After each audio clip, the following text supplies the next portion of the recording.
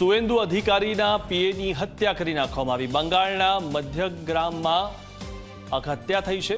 ચંદ્રનાથની ગોળી મારીને હત્યા કરાઈ છે। પશ્ચિમ બંગાળમાં મધ્યમગ્રામ પાસે આ હત્યા થઈ છે। ચંદ્રનાથની ગોળી મારીને હત્યા કરી દેવામાં આવી। એટલે હજુ પણ પશ્ચિમ બંગાળમાં કેટલો ખૌફ છે તે જોવા મળી રહ્યો છે। સરકાર હવે બદલાવા જઈ રહી છે, પરંતુ આ રીતે હત્યાઓ હજુ પણ થઈ રહી છે। સુવેન્દુ અધિકારીના પીએની હત્યા થઈ ગઈ।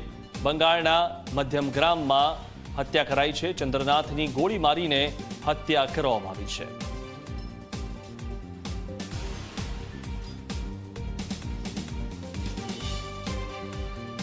તો બંગાળના મધ્યમગ્રામ પાસે હત્યા કરવામાં આવી છે અને ચંદ્રનાથની ગોળી મારીને હત્યા કરી દેવામાં આવી।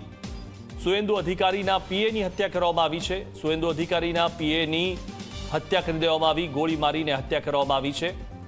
ત્યારે બંગાળના મધ્યમગ્રામ પાસે આ હત્યા કરાઈ છે। તો ચંદ્રનાથની ગોળી મારીને હત્યા કરી દેવામાં આવી છે। પશ્ચિમ બંગાળમાં જે રીતે અત્યાર સુધીમાં વાતાવરણ હતું, હજુ પણ જાણે કે તેવું જ વાતાવરણ હોય, હિંસક વાતાવરણ હોય તેવું લાગી રહ્યું છે।